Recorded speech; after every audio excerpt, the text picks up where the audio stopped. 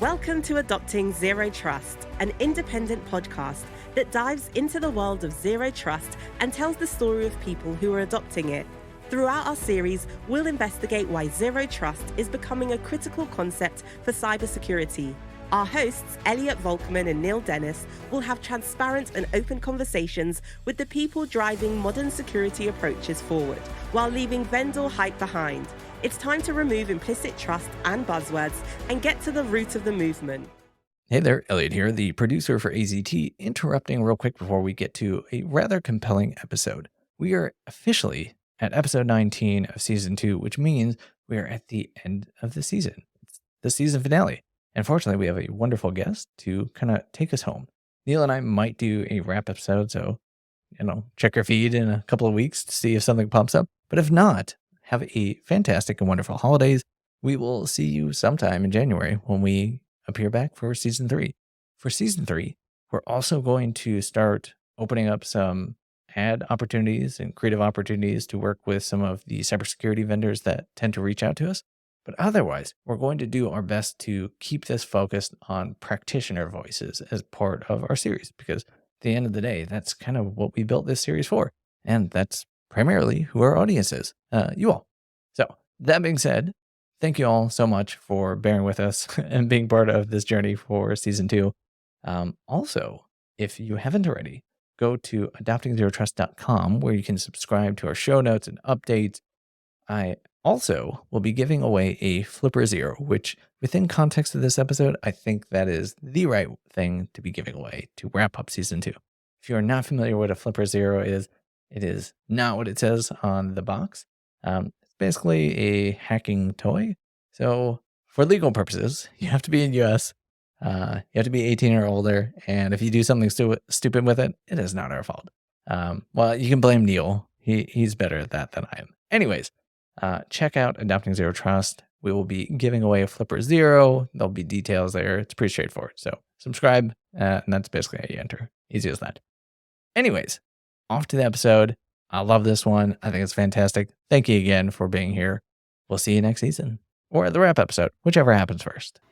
Hello and welcome back to Adopting Zero Trust, or AZT. I'm Elliot Volkman, your producer, alongside Neil Dennis, your host. And today we have a little bit more of a unique conversation, which will start with providing some background and context from our guest, and then jump into our typical focal points, which will have some semblance and resemblance to Zero Trust. So that said, I'm just going to jump right into it because this man has quite a bit of a history. I would be shocked if you are not familiar with him to some extent, especially if you've been in infosec and then into cybersecurity.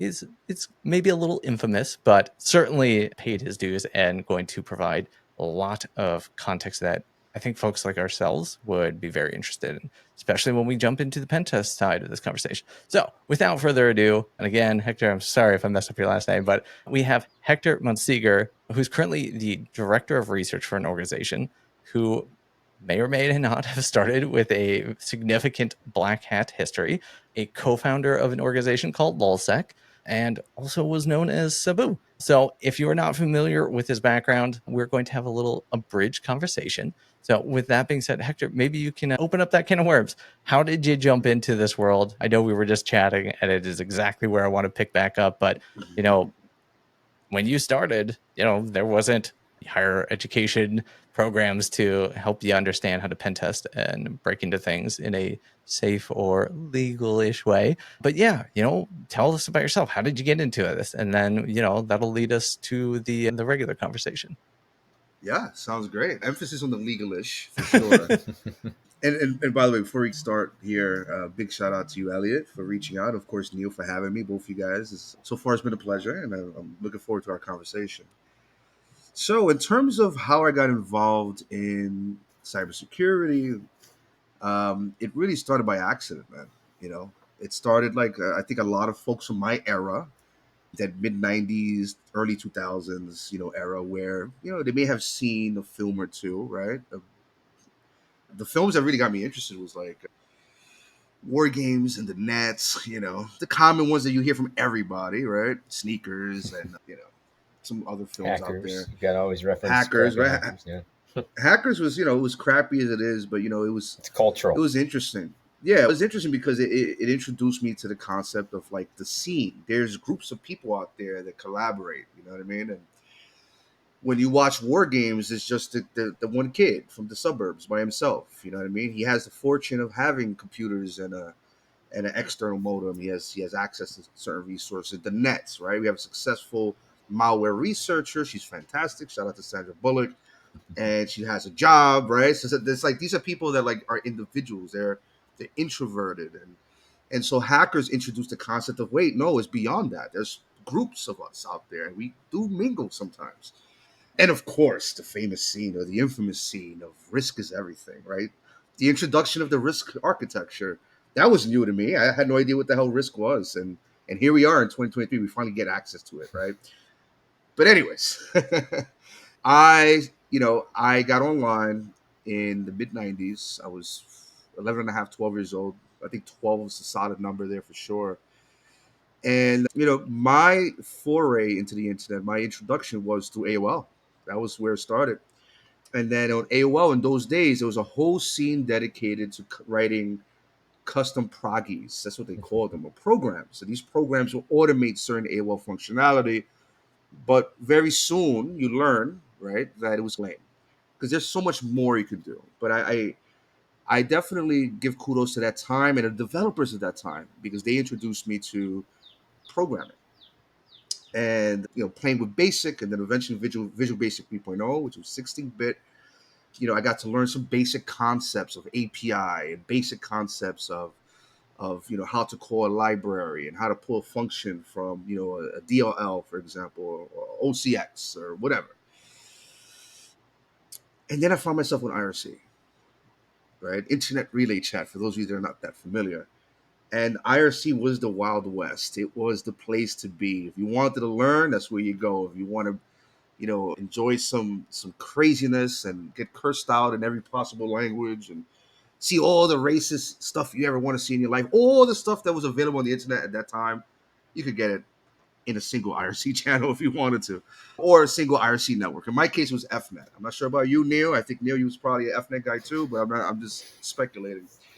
FNet is where a lot of us got started from that era, and yeah, now once you're on FNet, once you're in the IRC, and people are now sharing things, they're sharing exploits.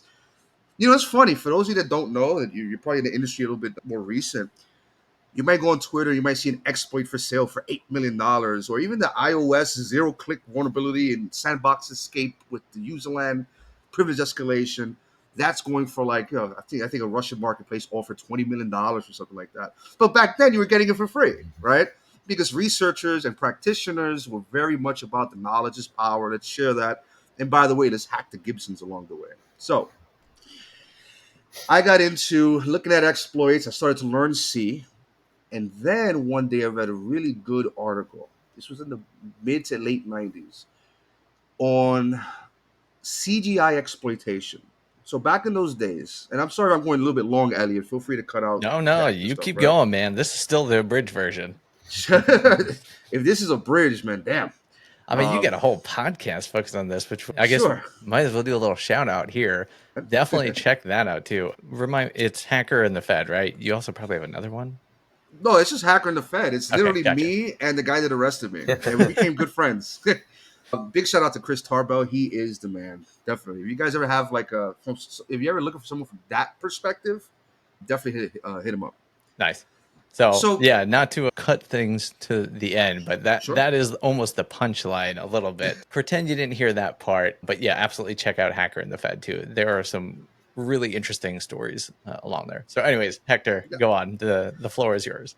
Yeah. So I read a write up, and I wish I could remember the name. The guy literally, his name was I forgot. If I figure it out, I'll let you know.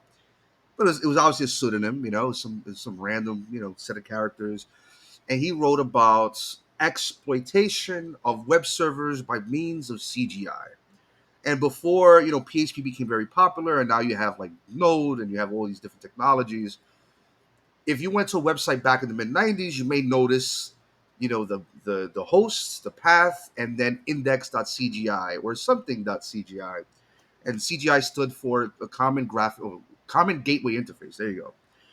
And basically what it was is it was, a interface between you, the user, and the backend server, and in the middle was something. And that something was either a C binary, okay, or a Perl script. So this is where it gets fun. Because now I'm like, damn, I don't want to go too deep into C because all of this is still new to me. Mind you, I'm 13, 14 years old. I'm still absorbing this stuff as I go. I had no mentors. I had no proper education.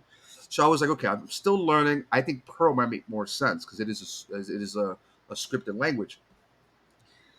And for those of you that didn't mess with Perl back then or mess with Perl now, it is a beautiful language in its own way. It's not as readable as, let's say, Python, but it has a lot of very strong characteristics. Now, the trick was, can you learn the nuances of the Perl language enough to be able to execute commands on a CGI script on a web server running on who knows what backend? And that's where my mind started to really go deep into that stuff and try to understand it better. After I started to learn CGI, then I needed to learn Unix because in those days, and this is obviously pre mid 2000s. That's when IIS took over the internet, and you had a whole bunch of millions of Windows servers running websites. So this is prior to Code Red and Code Blue and all that fun stuff. Neil, you might remember that time. And so a lot of the servers back then were running what? Solaris, SunOS. And in order for me to learn Unix, I had to find access to a Unix server. And in order for me to do that, I had to break into a web server using a CGI vulnerability, which was a code injection to read the password file on the backend server, then take that password and download John the Ripper. And then with John the Ripper, I just let it brute force on my machine, which was running a DOS command prompt. I was still on Windows back then. And then I got a password. And then I had to read the next article, which was how to break into systems over telnets. Right? Another cheesy, 2.5 page article written by another teenager. And it was basically, here's what you need. You need telnets, you need an IP address or a host name, and user and password combination. I had the username and password combination. I was on Windows, so fortunately I did have telnet. And in 98, I believe that's when Putty came out. So it made things so much easier. 97, 98 is when Putty came out. So now I'm logging into servers and I have no idea what to do. Okay? One day I go to the library and I find a book. And I know I'm going to botch the title of the book. But it was basically somewhere along the lines of the internet's first cyber war. You guys remember that? It's a story of Masters of Deception and the Legion of Doom. Yeah.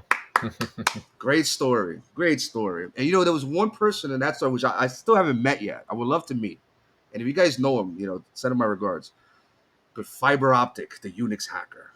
All right. That was him. He was the guy. Everybody else is into freaking and everybody else is into all this other stuff, but Fiber Optic, or Marco Bean's real name, he was the Unix wizard.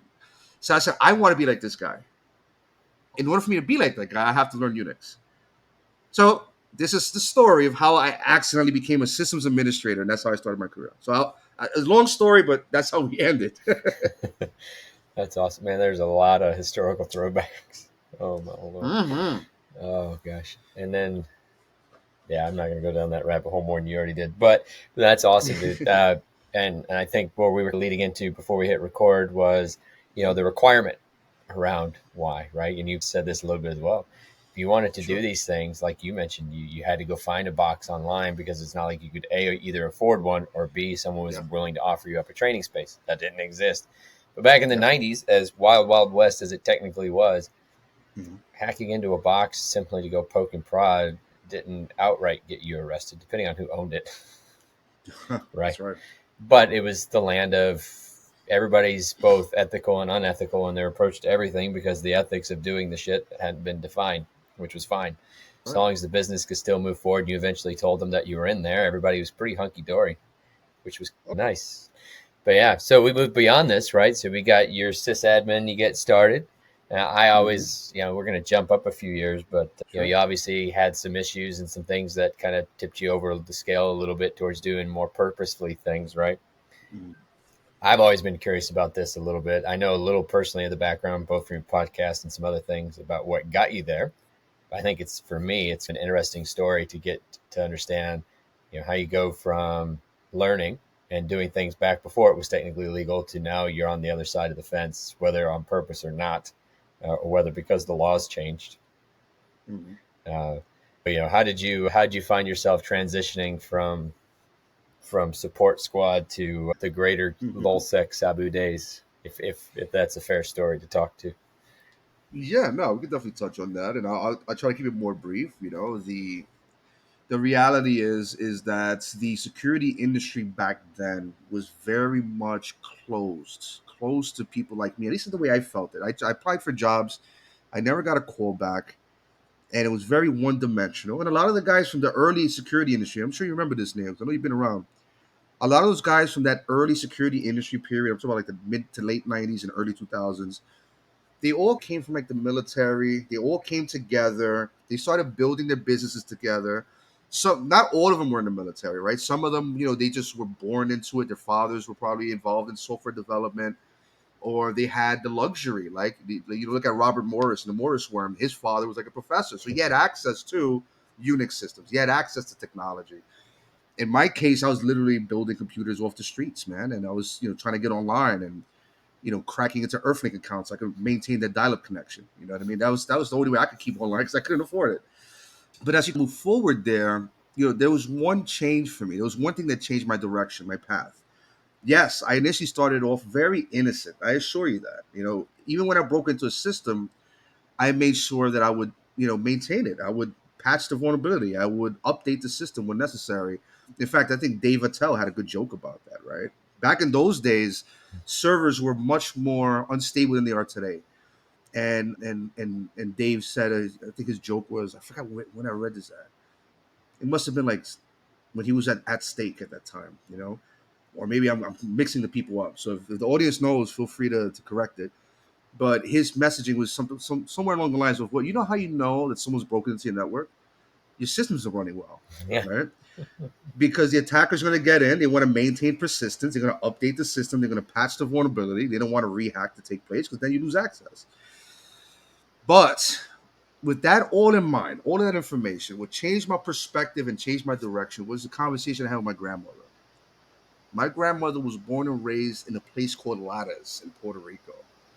And Lares, if you do your history or you do a book report in Puerto Rico, you'll know is that was the home of what they called El Grito de Lares, so the Lares' cry, right, or war cry. It was basically a place of revolution, and they tried to revolt against the Spaniards, and the Spaniards did not. They weren't passive in their reaction. So it introduced me to geopolitics. It introduced me to hacktivism. And around that same time, you had the cult of Dead Cow, you know, pushing and conceptualizing hacktivism. So I personally credit hacktivism with the cult of Dead Cow because they're the first ones that kind of were talking about it, at least from what I remember. I'm sure others remember maybe earlier references, but CDC were talking about it. And what their approach was is, hey, so we had a good success with BO, or back orifice. That was their Trojan, right? They came out with BO2K, and part of the BO2K project was to allow Chinese dissidents to be able to connect out to the internet and circumvent the Great Firewall of China. That was a massive project. So shout out to the CDC for even thinking about that back in like 1999, 2000. Okay. So with all of that in mind, I gave you guys some context. And now I'm like, okay, I like the concept of hacktivism. I'm going to participate. And my first hacktivist operation was in the year 2000. I was 16, I believe, or a little older, maybe. Might be a little bit older. And it was against the Puerto Rican government and the United States Navy. And that was because there was a contract in place where the Puerto Rican government allowed the United States Navy to use a small island by the name of Vieques for the testing of depleted uranium shells. The problem with that is that there were people actually living on that island. And so it became a very big local political issue. And then it started to creep over to New York, creep over to Illinois. Because a lot of Puerto Ricans from the island had moved to Illinois and New York and Boston and so on. So now it became like an American issue. We need to talk about this. There was success there. And almost immediately in the next year, 2001, I started attacking. This is where I became a threat actor for China and Russia. I spent the next 5+ maybe more years attacking Russian and Chinese infrastructure. So I probably cannot travel to China or Russia for a long time, maybe never. Although I would love to visit St. Petersburg and check out parts of China. But that's where my hacktivist career started. Now to speed this up a little bit, right? Because I know we only have so much time. In around 2007 ish or 6 ish was when you saw the video from WikiLeaks of the Apache helicopter gunning down the journalists in Iraq. And that changed my perspective, man. Maybe even radicalized me. I was like, oh no, this is not cool. And as much as I supported the United States military and the United States government, obviously I'm still attacking Russia and China at the time. I was like, this is not cool. So I began looking at, those different organizations. At the same time, Anonymous was becoming a thing. But I ignored it because I was always a lone hacker. I was the one actor by myself breaking into networks, infrastructure, solo. I never really worked in a group. And even though I did have a group called Pure Elite back then, and I was participating in Hackwiser for a long time as well, or for a short time as well, I was like, you know what? Let me check this out. And eventually I got involved with Anonymous later on. I saw that out of the thousands of people in their IRC network, it was maybe a handful of actual hackers, people like me. And, the Arab Spring happened. I participated in that, the Tunisian situation, Libya and Syria. And then you also had Iran. Let's just say it was nonstop hacking for like 5-6-ish years straight, breaking into every government agency and organization I could think of. And by the way, this is a fun fact for the audience. The United States government did not care that I was attacking foreign interests. It was only until I started attacking U.S. interests is when I got that knock on the door. You know what I mean? Fun fact for the audience. Maybe rules have changed since then, but apparently back then hacking foreign governments was not technically illegal for me. And yeah, that leads us to today. There was a knock on my door, like I just referenced to a moment ago, and the FBI gave me a reality check. They said, Hector, you seem pretty bright, but you're dumb in a way because you're doing this stuff, and you're not really thinking this through. The problem that you have is you have 2 girls in the house, so we need to figure this one out because you're gonna go to prison for a long time, and you're probably gonna lose the girls as well. And so that's when you have that reality check. Sometimes in life we need that. Yeah. And yeah. No, I think. I hope I answered your question. No, it does. So I think once again, I asked because it's good background. I had a fortunate privilege, maybe. I was working on the government side of the house, contractor at the time, when Anon kicked off, as well as eventually, obviously, LulzSec. And so I was on the other side of the fence, looking in as a lot of this stuff was happening. But historically speaking, there's definitely some things I did of a questionable nature, not to the extent of yours in respect to getting caught and other things. Sure. But I definitely have my private moments behind closed doors where I did stuff I probably shouldn't have. Hopefully we're way past statute limitations, so we're good. Absolutely. You're good. All right, for our listeners, for legal purposes, he didn't do anything illegal. Thank you. For people listening, I haven't done anything illicit or illegal in at least 12 years. I want to caveat that I'm aware of. That being said, no, I think it's good background because, I think this gets us to the state of affairs today, right? Which once again, we were alluding to earlier on before hitting record, where 90s was getting started for those in our age bracket that were curious about the things FNet, my gosh. But then you had Loft and Heavy Industries out there publicly promoting certain types of efforts in the 90s as well, right? The first congressional hearing on what would be cybersecurity with Loft and everybody, right? They were great. Yeah, it was amazing, especially retrospectively thinking about all the groundwork. And then early 2000s, the China-U.S. cyber war when the plane went down and all that other junk, right? We had Lion and Ugly Gorilla and Cock. And anyway, large group of people on that side, large group of people on this side. Wonderful experience because, once again, like you said, if you're hacking them and nobody gives an F, if you're hacking us, then that's obviously the line back then. And then you flash forward, you get galvanized politically, which is very understandable. And, that obviously kicks off movements, lessons learned, you move forward. And now we're here where, not only are you, turn the page to more of a wider perspective hats wise, you're also lessons learned, but on top of this, you obviously own a company, you're working for, you have your own consultancy type approach to things, pen testing, all these other fun things. But I don't think anyone in our age bracket could really get to where you're at today had they not done the things that we did way before.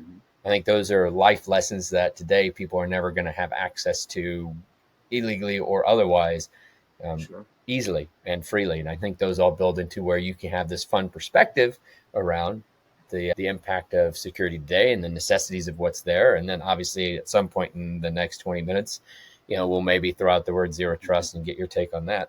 But yeah, no, so I appreciate that. I like the deep dive. I like the memory lane here and the history.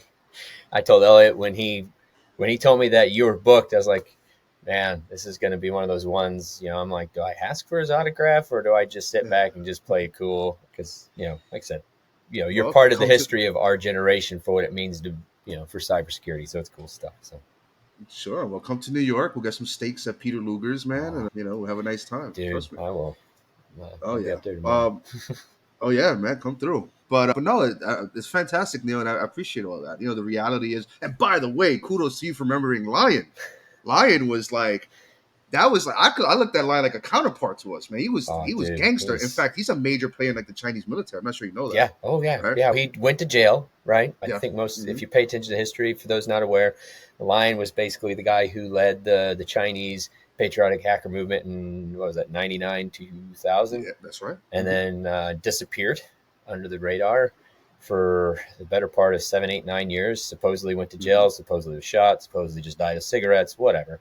Shows back up again, 2006, 7, 8, somewhere in that somewhere time. around there, yeah. And he's in like full regalia, full uniform. Yeah, like full-fledged man of the hour dude. And I was following along when he came back, as I think a lot of us might have been. It's like, holy crap, what's he gonna break now?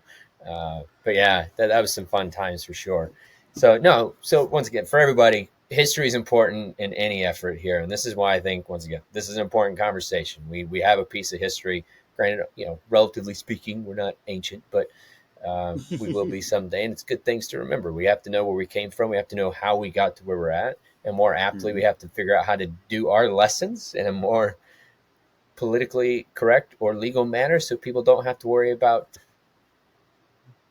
learning life's lessons the hard way like some of us might have. So that's it. Oh yeah.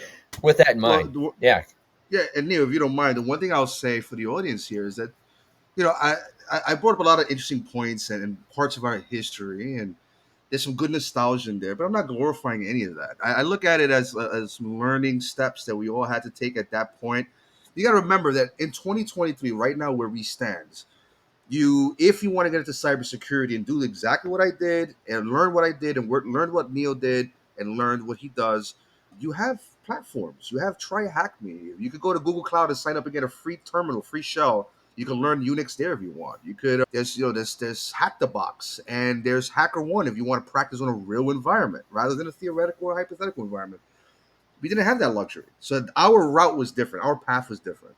But now it's not so much. Now, if you want to get into security, you can do it right. You can follow some really good people on YouTube, for example, that are fantastic. I mean, I wish I had the skills to the communication skills rather, and of course what Elliot does, right, with the creating media and creating content and editing, right. I don't have the patience for any of that. So otherwise, I'd be on YouTube, straight up. You know what I mean? yeah. But it's a different era now, and I really want folks, especially those that are parents or even the young listeners, to listen to your episode today. That you could do exactly what we did with the differences. You have a legal path to do it, and it's way more content now.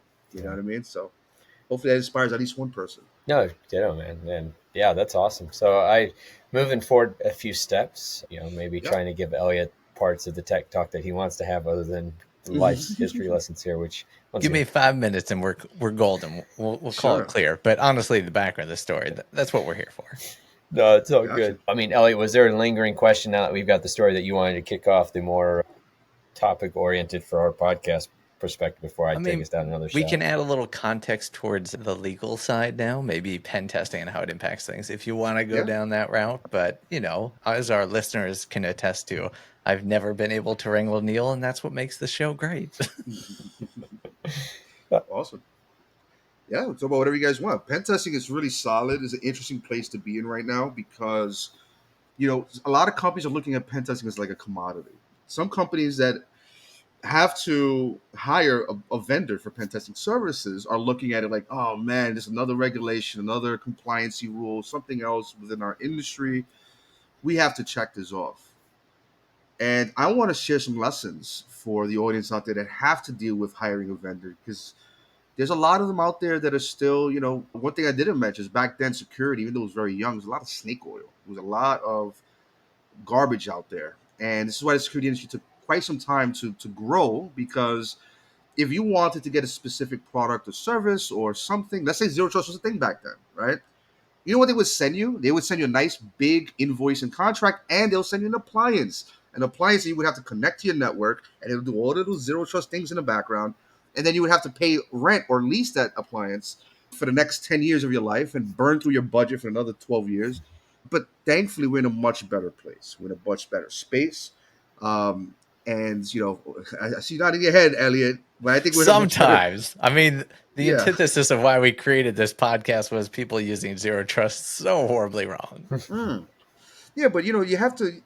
Okay, from my perspective, on the offensive side, I understand where you're coming from, right? And I also think that a lot of the people pushing the concept are more on the sales marketing side. They may not understand the technology, and or they may not understand the concepts. They may not know what micro segmentation is. They may not know what access controls are. You know what I mean?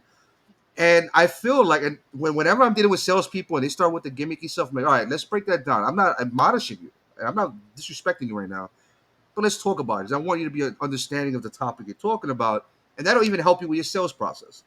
Because trust me, there's a lot of this, the big thought. I forgot the word. I was about to say something there, but the big point that I want to make is that a lot of folks believe that CISOs are not necessarily so technical, right? They're more on the executive side, which is usually the case in many times. But there are CISOs out there that are highly technical. You might run into a Neil that fell into the CISO position. And so if you're a sales, I see you shaking your head, but I've met those guys, Neil, right? And they're very brilliant. They were probably with us on IRC back in the days. And so they understand the concepts. Now, as for a sales and marketing person, if you're throwing out jargon, you're throwing out words, it doesn't make it's very clear that what you're saying doesn't match what you're trying to sell, right? Or it seems like you don't know what you're talking about. That CISO is going to go somewhere else. So now you're losing business because you don't really know the concept that you're trying to sell as a package. So yeah, I think that's a really big bad sales marketing situation. I think we can improve it as a community. You know what I mean? But first, we need to make sure that everybody's on the same page as what zero trust really means. And that's a big problem. I'm sure you guys have seen that, right? Yeah. So yeah, definitions are definitely key, especially when you're trying to let's backstep standardizations, and the right. application and acceptance of standards are critical.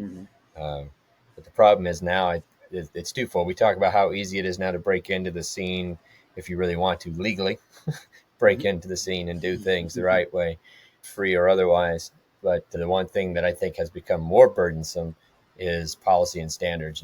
Whether it's ISO, right. NIST, pick a flavor of the day, there's now more bodies out there trying to do standards, and I mean, Elliot knows this firsthand. But we have this breadth of new terminologies, this breadth of new ideologies, and every other company, the moment that term comes out, decides they want to come up with the standard for what it means. And then it's whatever sticks against the wall, right? 10 years later, but it's a big issue. So trying to define zero trust, trying to define policies around it, the word's been around for a while, but we didn't start having a more consolidated approach to the construct until maybe the last few years. And I would say arguably not until government finally pitched in and started saying something about it, a year ago. So sure. That makes it hard, right? So thinking about the ball forward piece here with y'all and pen testing, I know y'all have a more proactive approach to the pen testing assessments, right? It's not an on-demand in the true sense of, hey, let's hire someone once every 6 months. Y'all's approach is more, why are you waiting? This should be a rolling kind of effort, right? Exactly right. And so question being, from y'all's perspective on this, why is that so important relative to just, what we do progressively, once or twice a year kind of thing? Why do you feel like that's the right impact to have? Yeah, I'm very big on continuous assessments, continuous pen testing. I feel that point in time pen testing is obsolete. I mean, we've been doing it for 30 years, right? I'll give you guys real world examples with real customers without mentioning names, obviously, right? So I had to deal with an engagement for clients. They brought me in to do an internal red team. And for the audience that don't know the difference between a pen test and a red team, there's stark differences, right? So when you're doing a pen test, you're obviously going to do everything that a vulnerability scan would do, but you would identify potential attack paths. You would then try to validate those vulnerabilities within those attack paths, and then you try to create a story. Well, I used, you know, I noticed that on your network, you guys were allowing DHCPv6 broadcasting. That allowed me to play man in the middle, or what they call now adversary in the middle, and then I redirected that traffic to a bunch of Windows servers that had SMB signing not enforced. Now I have a relay attack. Now I could also create a proxy to those hosts and then use them to bounce off and connect to the Active Directory and leverage privileges, right? Whatever. Okay. So we had a client where they brought us in and let me finish that thought. So that's a pen testing in a gist, and you want to try to help the client understand the findings and of course the severity and then of course impact and so on and so forth. Then when you have red teaming, it's a little bit different, right? Red teaming is of course a military term, and those in the military practice red teaming a lot.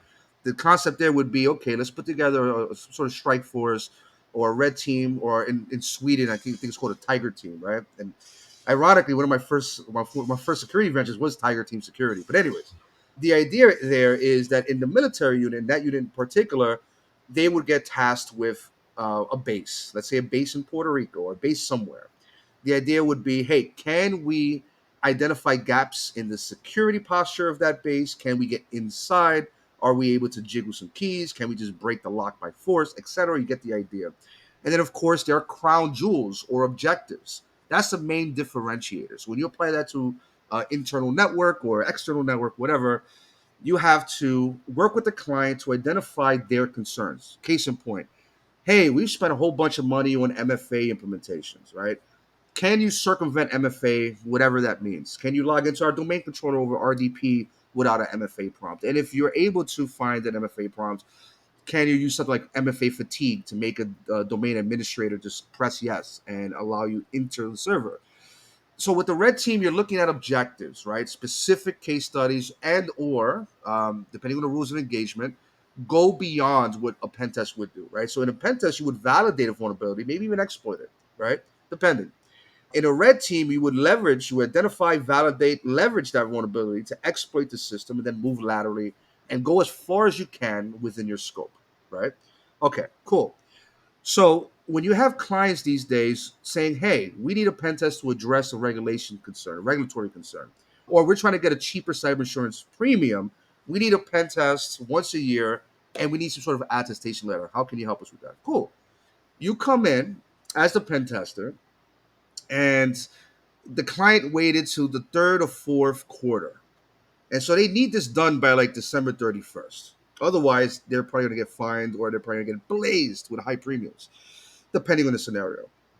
And they're like, yeah, so it's the last week of December, or the last 2 weeks of December. Half our staff are gone, so we may not be able to detect some of that stuff. But go ahead, do your pen test. And by the way, we have 20,000 internal assets. You have about a week and a half to finish this, so good luck. Right? So from a pen tester's perspective, that's like asking me to take on Michael Jordan on one-on-one and then score at least 1 point within 5 minutes, right? That's probably not going to happen. Now, if you're smart about it, even if you are in that situation, I agree, sometimes it does happen. What you want to be able to do from the organization side is have a scope that's very realistic for your pen testing vendor, okay? Something like, hey, we want to do an Active Directory audit. So please use Bloodhound. Please use whatever it is you need to use to identify potential issues with our Active Directory configuration. Please use, whatever tools you need to do to identify potential access controls issues. Please look at our shared. We're still using SMB for file shares. Please look at those permissions, right? And so, yeah. Now, going back to the example I was trying to give you guys, we had an engagement where we identified some vulnerabilities, and literally the week after, you had the Spectre Ops team. Big shout out to those guys.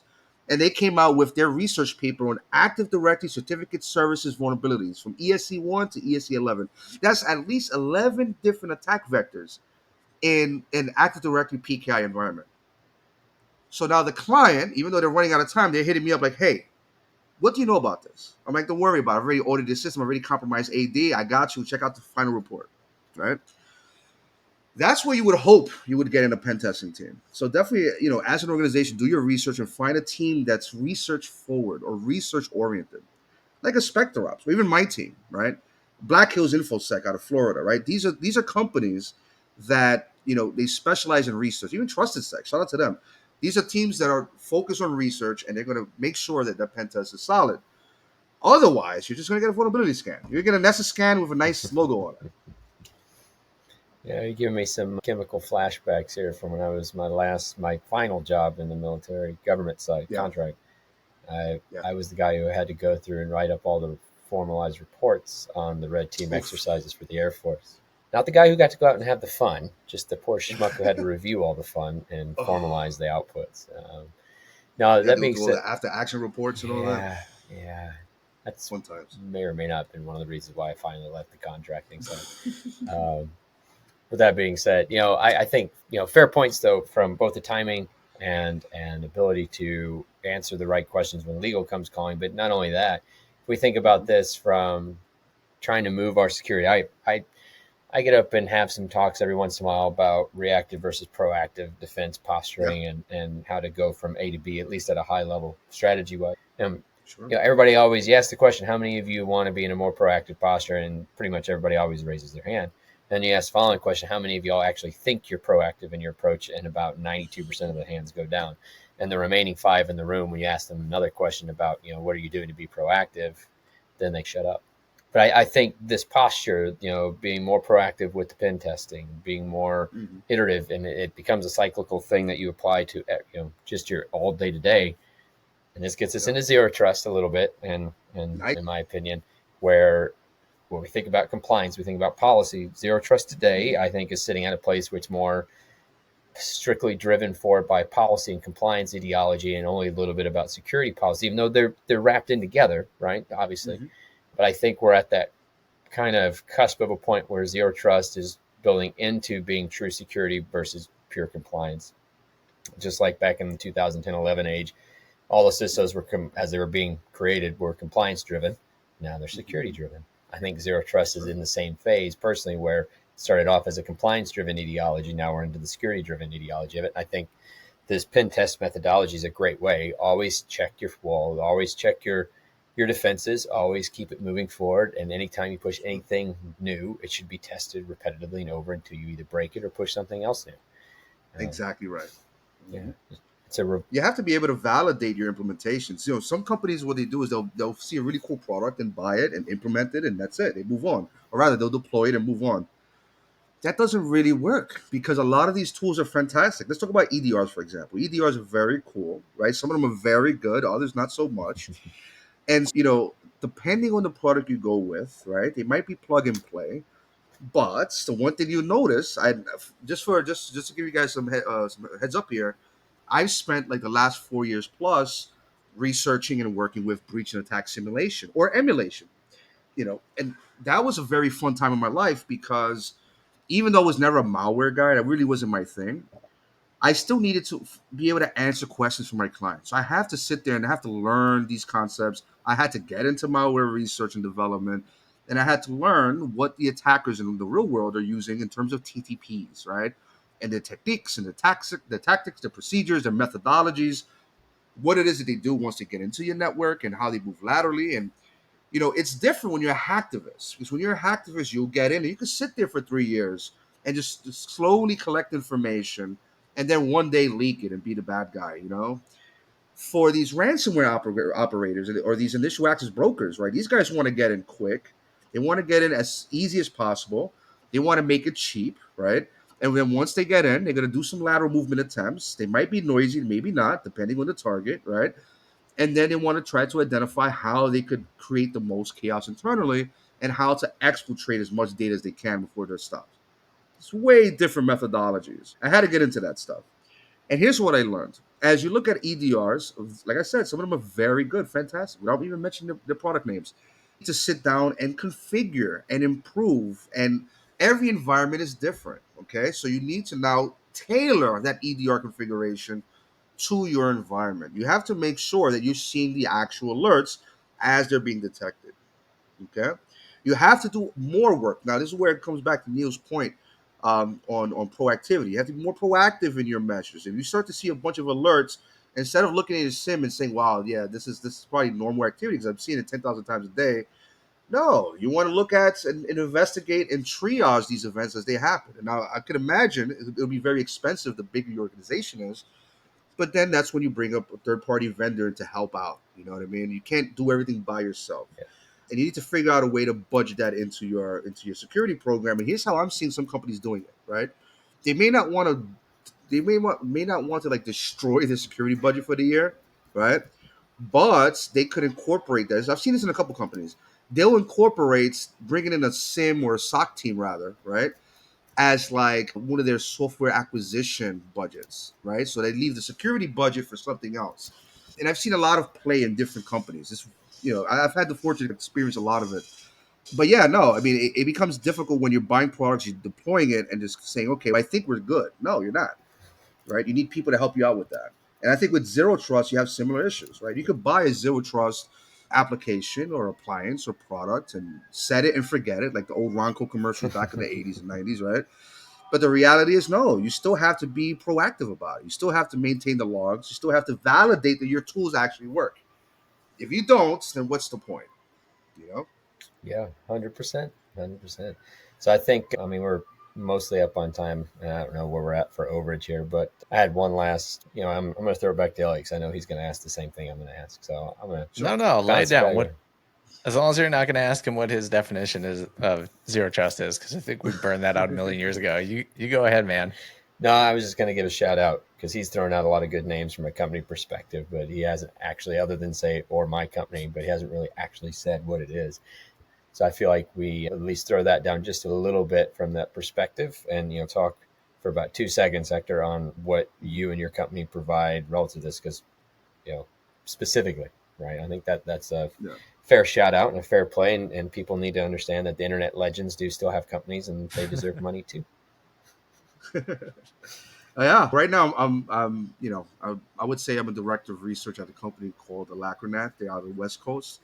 And they're VAR. They're basically a reseller that brought me in to build them a security team, right? So big shout out to them for thinking outside the box and doing their thing. It's near the end of the year, so eventually I'll probably branch off and do my own thing, and I'll let you guys know what that is when that time comes. But the reality is, my friends, that Neil, I do appreciate the shout out there and the time on that. I think that if anybody takes anything from this conversation, is that there's a lot of context. It's a lot of nuances in security. It's not black and white, right? I can't just say, hey, here's this really cool zero trust product, or hey, here's this really cool NDR or XDR or MDR or EDR, and yeah, here you go, enjoy. Once you deploy it, you're good. No, you have to be more proactive in your approach. And if me personally, Neil, I've always the way I push it out to people, especially those that I mentor, right? I tell them, hey, if you're going to go into the defensive side of work, I want you to be proactive, absolutely, but I also want you to be preemptive. I want you to be able to look at your security program and say, okay, here's where we stand. Let's do an impromptu tabletop exercise. We don't need an outside vendor to help us with that. We could sit down, all of us, with all the department heads and all the engineers, and start asking questions. What's the worst case scenario if our CEO is compromised? What's the worst case scenario if our intern is compromised? How are our developers dealing with using public resources like an external GitHub or Gitbucket or whatever? What is it that we're going to do if there is a breach? In fact, how resilient are we? Can we say that our business is resilient to a breach? Can we deal with recovery? How fast can we recover? Right? These are all the questions that you can start asking, and as you start asking those questions and getting answers, you start to identify gaps in your organization. Then at that point, you start bringing in vendors when you need them. You know what I mean? So I'm not much on self promoting, Neil. But I tell you, I hope you guys, if you have any questions, feel free to hit me up. I'm on LinkedIn. Feel free to send me a message. If you have a question, by all means. I guess that wraps up the other part of the question is where to hit you up at. So we're good there too. Yeah. That's me being preemptive, Neil, if you don't mind. There we go. Yeah, I'm pretty much on LinkedIn. I do have a Twitter account. I haven't used it since the Sabu days. Honestly, when I came back. I'm not sure you guys know this. I was banned off the internet for a while. I could not use a computer for quite some time. So I think 2015 is when I came back, and I argued with some of the folks, and then went back into the shadows. Went back to work. If you want to hit me up, find me on LinkedIn, send me a message. Feel free. We'll go from there. Sounds good. Back over to you, Alec. Yeah. All right. So I do have one last question. I think we have a hodgepodge of kind of listeners, and I am annoying Neil to spin off this new concept that he's working on. So Yeah. I would imagine we probably have entry-ish level practitioners that probably are stuck in the SOC. Sure. What would you say to folks that want to move towards pen testing or red team, something to that extent? Now that you obviously are well versed and experienced in it, but what what would you encourage people to do in the legal senses if they Yeah. want to hone their craft and focus on something to that extent? And the way I'm going to answer this is with the assumption that even if they want to stay at the analyst level, even if they want to stay as SOC, they want to be the best at SOC as they want to be. Mm. I'm going to give you the same answer for both questions, for both premises, right? And that's going to be you have to practice, you have to learn, you have to read. I'm going to tell you my methodology, and you guys can laugh at me if you want, and or you can critique if you need to. But I wake up at 4 or 5 in the morning every day. I go through InfoSec Twitter. I go through Mastodon. I go through BugTrack. I go through mailing lists. I'm looking for new vulnerabilities. I'm looking for new attack vectors. I'm looking at new tools. I go on GitHub. I'm looking for new offensive tools. I'm constantly looking at and researching and reading threat intel reports and new malware analysis. I'm looking at Virus Total. I'm going to NetSec on Reddit. Like I'm going to all these places. Why? Because just like in any other job, with the exception of maybe, I don't know, art, maybe, I don't know. And maybe I'm wrong on that. I'm not an artist. I can't speak. But you as the practitioner will become obsolete very quickly. And in order for you to continue with your career and move forward, you have to be very similar to how Neil and I agree on continuous validation and continuous testing and continuous this, continuous that, being proactive. You also have to be proactive in your career path. All right. So you could be the very best SOC analyst out there, or you could be the very best hacker you want to be, but you have to learn these techniques. And by the way, it's not a one man show, right? Or one woman show. It is a team effort. So take advantage and work with people, network, meet folks in the community, start making friends like Elliot and Neil, right? Because any little conversation is going to spark a new path for you. So you have to be proactive in your endeavors, and that would apply to both the SOC folks on the defensive side and blue team, and it also applies to the red teamers. I think more to the red teamers because once there's new techniques they're not aware of, they're not going to be effective in the next engagement. So just a heads up on that. That is a fantastic answer. Definitely went a little more in depth than I was hoping for, which is even better. My bad. But no. That is what I'm hoping for. Oh, I thought you were going to tell him just I to go read Hackers for Dummies or something. Yeah. Why not? Meanwhile, I have I know one of Neil's answers is like, oh yeah, just get like one of these guys, and he's got like 2 or 3 by now. It's like, yeah, just go try to break into your garage or something to that extent. See how that works out. Yeah, mine's still in my backpack for my trip. I had to get out of the parking garage. There you go. Yeah, definitely hone your craft. Absolutely. And there's one thing that I tell folks a lot these days is that you have a lot of resources. Most of them are free. If you want to learn like deep technical stuff, I don't know this guy personally, but I watch his videos all the time. IPSec on YouTube. That guy's he literally walks you step by step through each VM that he's hacking into, he's breaking into. That kind of knowledge is fantastic. And you look at another YouTuber like Live Overflow, right? He's pretty big, and what I like about him is that he explains concepts. He breaks it down for you. It may not be the same content as IPSec, but with IPSec, you're looking at the technical side. With Live Overflow, you're looking at the concept side. Now you take both of that together. They're both free. They're both on YouTube. Make sure you give them a nice little like here and there when you appreciate the content. And boom, now you're learning a whole bunch of stuff that you didn't know the day before. And then of course take advantage of AI, man. You have access to Bard and Claude and ChatGPT. Sometimes you don't have the time to sit there and read a whole book on a topic. So you could summarize with ChatGPT or similar. Just be careful with the bad answers. You know what I mean? You have to be aware and validate, right? Yep. Emphasis on validate on the results. So I love it. I mean, if I could sum it up, you're looping things back together on the continuous improvement. You got to do that for yourself just as well as you would for your job and what you're trying to secure or protect or harden. Oh yeah. Beautiful. Yeah. That's how we love to close it out. Yep. So Hector, thank you so much for giving us a little bit of background and context onto your history. Again, infamous, famous, hacktivist, however you would prefer. We really appreciate you, being so open. Obviously, you have your own podcast that continues this conversation, again, we highly encourage people to go and check that out. I feel like that's probably one of the better ones that are out there. There are dozens and dozens of us out there now, but I appreciate yeah. you. So, I mean, just break it down. Plus, I don't know if your counterpart on that, was he one of the folks that kind of knocked on your door, or He was the man there you that go. knocked on my door and put the cuffs on me. There it is. And changed my life. You don't get a dynamic like that somewhere else. This like the real version of Catch Me If You Can, which I guess that story isn't quite true. If you want like something more honed in reality, there you go. Definitely check that one out. But Hector, thank you so much for joining us. I really appreciate it. Yeah, thank you, gentlemen, for having me. It's been a pleasure, and feel free to hit me up for a part 2 sometime. I'll be glad to spend some time with you guys. Definitely appreciate the memory lane, Hector, as well. Oh yeah. Yeah, It's maybe always good to enjoy nostalgia. maybe I can chase down Mark that you haven't yet had a conversation with, and we can do a round 2. There you go. Cool. All right. That's it for AZT, everyone. We will be back next week. I don't know. Maybe we'll make this our season finale because it's pretty good. We'll see. All right. Maybe next episode. Otherwise, season 3. See you then. We'll figure it out. Bye. Thank you for joining AZT, an independent series. Your hosts have been Elliot Volkman and Neil Dennis. To learn more about Zero Trust, go to adoptingzerotrust.com, subscribe to our newsletter, or join our Slack community. Viewpoints expressed during the show do not reflect the brands, employers, or companies of our hosts, guests, or potential sponsors.